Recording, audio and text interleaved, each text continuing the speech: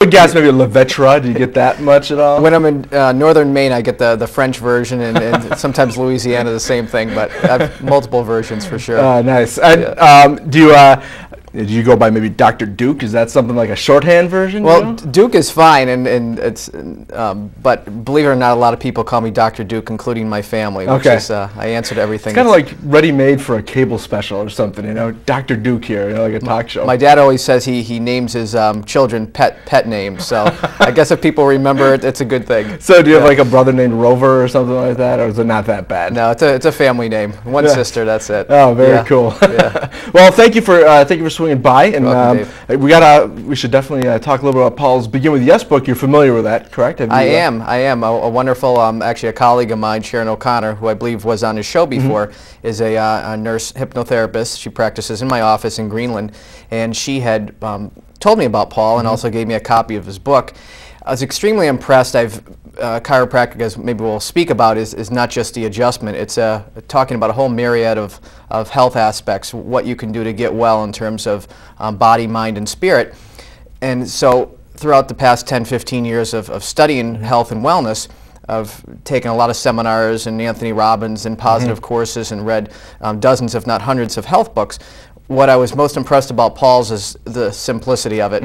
Sometimes I think in the self-help age, so to speak, it gets too complex, and sometimes watering down these concepts, and as Paul spoke about so many times in the book, just taking action and actually just getting it done, sort of like the Nike ad. That's where you get the best results. Cool. And you are so you are a chiropractor Yes, by sir. trade, and you practice out of Greenland, which is right on the Seacoast, right? Which must be at least very beautiful around this time of the year. Seeing, we were just talking how we're ahead of the game here, mid-March. It's like 70 out there, it seems. We are lucky. I am headed to the Cayman Islands tomorrow, Excellent. but just for a few days. I do love New Hampshire, but I also like to get out in the winter and get some sunlight, some vitamin D, if you will, and maybe hang out on the beach. But yeah. Did you so did you grow up in New Hampshire? Or are you a New Hampshire lifer? I'm actually from. A long story short, I'm from Connecticut originally. Okay. My mom's side of the family is actually from Bath, Maine. And my dad's side of the family is from Connecticut. Went to Hebron Academy in Maine for high school, and went to Bentley College undergrad, and decided to go to chiropractic school in Georgia. And a couple of my friends lived in the Seacoast, and since we have a summer home in Maine, I figured I'll check out the Seacoast area. This is 10 years ago, and I was very impressed with the people, the culture, and everything it had to offer. So I ended up starting my practice, Duke Family Chiropractic. I was in Portsmouth for 10 years, and ever since I opened, I've been very busy, and it's been wonderful. Very cool. So you're definitely a New Englander. Yes, sir. New Englander at heart, sir. for sure. Yeah. So how, what put you on the path to a chiropractor school? I mean, was it a medical interest? Was there something greater than that perhaps put you on that road? I'd say definitely the latter, greater than, and my story is fairly dramatic. There were stories even more impressive of fellow students that go to chiropractic school. I'd say, 90%, Dave, of chiropractic students don't go because they want to be a doctor or they want to make a lot of money. Maybe some do, and that's okay. Yeah. The majority had either small, medium, or very large health problems that the traditional medical system couldn't help for whatever reason, and they tried chiropractic, and that's what changed their life and brought them to that point where, wow, maybe I can do this as a profession. Personally, I had a bad football injury, really severe, hurt my neck and my back. I tried the traditional medical system and didn't work, and as a last resort, I tried chiropractic, and that is what worked. A few years later, I started going to chiropractic again on a more regular basis, and the majority of the health problems I had growing up, I had allergies, digestive problems, headaches, even bloody noses that no one could explain. Through regular chiropractic care, all those problems went away, and I was so impressed by it, I ended up deciding to. And that's what I hear too. I mean, I hear from a lot of people who have regular chiropractic visits. They do talk about this, and sometimes it's really interesting, like how it's connected to, like you said, allergies, or being stuffed up even, or being sick all the time. How there's that connection. So I would gather that profession is more of born out of a passion, perhaps? Absolutely. Absolutely. And from, certainly I like to be successful in business like anyone, but I'll give you an example. I have a young young boy, 11-year-old. They did an article in one of the Seacoast papers on who had seizures his whole life, sometimes as many as 100, and on medications. And I happened to bump into him and his mom at a health fair, and he's come in and he's almost off all of his medication, and his life as he knew it before has changed.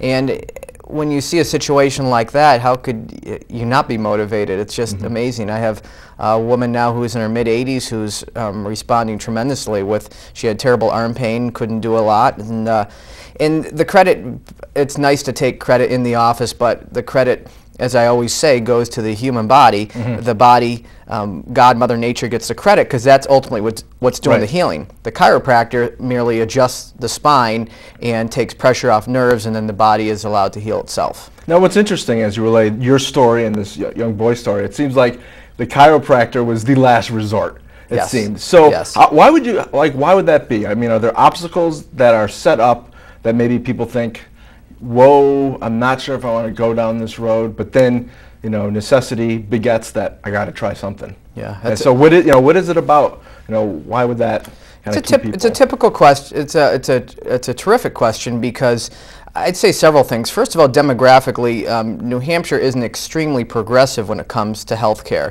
If you spend time in states like Colorado, where everyone's into mountain biking, everyone's into alternative health care, California, people out there I've heard many times, oh, who's your chiropractor? Not, oh, you go to a chiropractor. So the Seacoast, even though has, I think, made some decent inroads of late, it still is a little bit maybe affected by the Massachusetts medical model. Massachusetts tend to be pretty traditional, medically oriented. There's certainly nothing wrong with that from an acute care standpoint. But as you were saying, many of these situations can be helped up front with chiropractic care. And the easiest way to understand chiropractic is just look at it like dentistry. If you took your 5-year-old to a dentist and you told your neighbor, oh, I took my 5-year-old to a dentist for their first cleaning and checkup, they wouldn't think anything of it. Many times if you say, oh, I brought my 5-year-old to a chiropractor, people will be, oh, why? What's wrong? Well, maybe something's wrong, but maybe something isn't. Maybe it's preventative, perhaps? Exactly. Why not, if you're going to maintain the spine, and we're taught to maintain the spine, why not maintain teeth? Why not maintain the spine as you do teeth to prevent it? So, I mean, there's probably, maybe the general observation would be, oh, you go to your chiropractor if, you know, your back hurts, or you blew a disc out or something, you know, and I mean, I think, you know, you think chiropractor, you know, you have visions of you're splayed out on the table and just, you know, so, I mean, there's probably a gulf that people usually have to make before, you know, that's the first inclination, but the stuff that you guys are actually doing day to day is probably different from that. Is that correct? That's a great question. And it's funny too because people very often will undergo major surgeries, which even with good surgeons, surgery is risky. There's bugs in the hospital you can get, and you're getting cut open many times.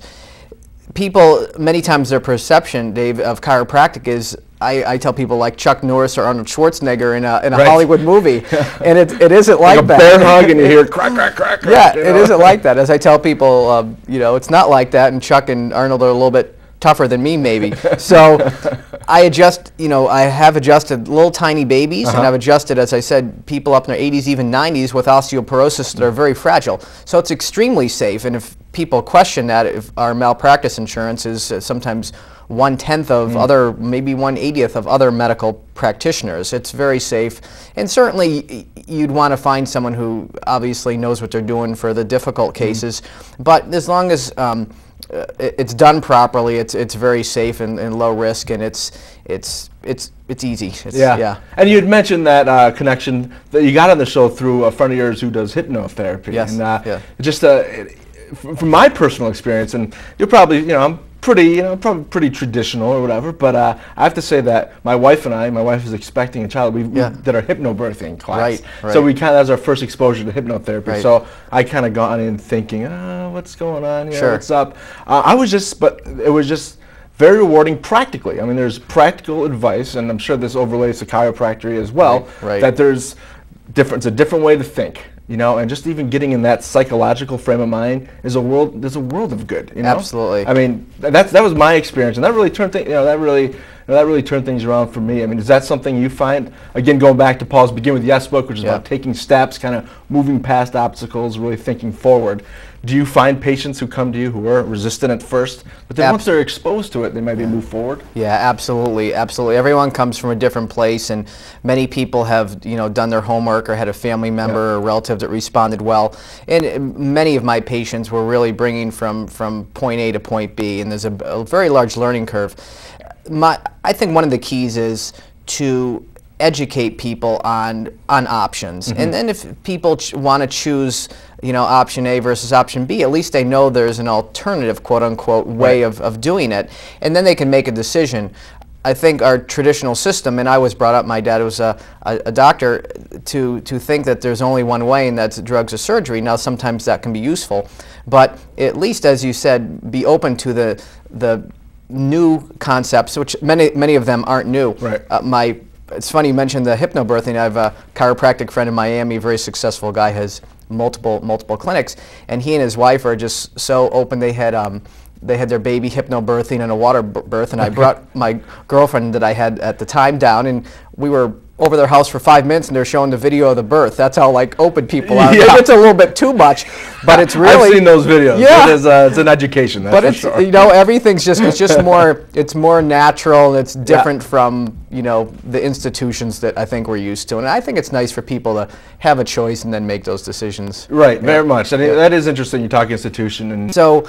I think medical. I have patients every single week telling me, boy, my medical doctor, I went for a checkup, and they said, boy, that's great, you're seeing a chiropractor. At the same time, I have a patient, I could give you an example right now, that has a tear in her Achilles, where the ligament's torn, where I'm looking for a good referral for a medical appointment so that she can seek the proper surgery or the proper care under the medical guise. Sure. So I think the revolving door is getting a lot better, and it's even I think all the practitioners are starting to work together, and that's the key, is to lose the ego. Up to me like the first 5 minutes they meet me and start telling me their whole life story. So even before chiropractic, I've never had that issue. Sometimes too much information, but information can be helpful. So normally people tell me things that are stressing them out that sometimes they don't even tell their significant other. And if that information is something that I can discuss with them, help them with, or even maybe find a referral that someone that can help them better, certainly that would allow me to take some action. So it is kind of the root. You're just, I mean, like you said, you could do adjustments all day long, you know, but you really want to help the patient maybe find that root. And is that something you work in? A cancer treatment costs once